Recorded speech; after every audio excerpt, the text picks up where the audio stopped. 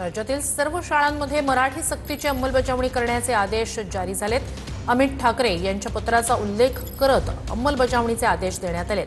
शासकीय, खाजगी तसंच आयसीएसई, सीबीएसई, आयबी या सर्व मंडळाच्या शाळांना मराठी सक्तीची आहे. मात्र अनेक नामांकित खाजगी शाळा आजही या निर्णयाकडे दुर्लक्ष करत असल्याचं समोर आलं होतं. याच पार्श्वभूमीवर अमित ठाकरे यांनी शासनाकडे थेट निवेदन सादर करत मराठी भाषेच्या सक्तीची तात्काळ अंमलबजावणी करण्याची मागणी केली होती.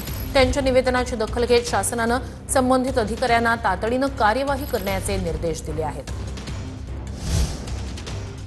संसदेचं अर्थसंकल्पीय अधिवेशन आजपासून सुरू होतं आहे. 1 फेब्रुवारी रोजी केंद्रीय अर्थसंकल्प सादर केला जाणारे अधिवेशन 2 टप्प्यात पार पडणार आहे. 28 जानेवारी ते 13 फेब्रुवारी असा हा पहिला टप्पा असेल, तर 9 मार्च ते 2 एप्रिल या दरम्यान अधिवेशनाच्या दुसऱ्या टप्प्याला सुरुवात होणार आहे. तर इंडिया आघाडीच्या गटनेत्यांची सकाळी 10 वाजता बैठक होणार आहे. बैठकीत अधिवेशनासंदर्भात रणनीती ठरवली जाणार आहे.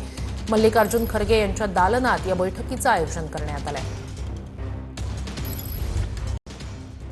सिंधुदुर्ग झडपी निवडणूक भाजपमध्ये राजकीय घडामोडींना आता चांगलाच वेग आलाय. ठाकरेंचे विधानसभा प्रमुख सतीश सावंत भाजपमध्ये जाण्याची शक्यता आहे.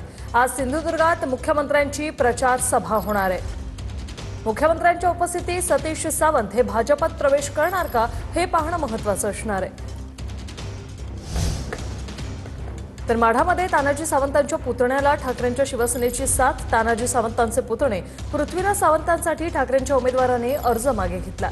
पृथ्वीराज सावंत यांच्यासाठी ठाकरेंच्या सेनेचे जिल्हा परिषद गटातील 1, पंचायत समिती गणातील 2 अशा 3 जणांचे अधिकृत उमेदवारी अर्ज मागे. सोलापूर जिल्हा परिषद निवडणुकीतील युती संदर्भातील बातमी आहे. करमाळ्यात भाजप दादांच्या राष्ट्रवादीची युती झाली.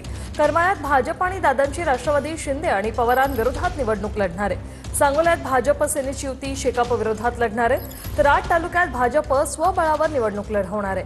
करमाळा वगळता जिल्हाभरात दोन्ही राष्ट्रवादी एकत्र आहेत.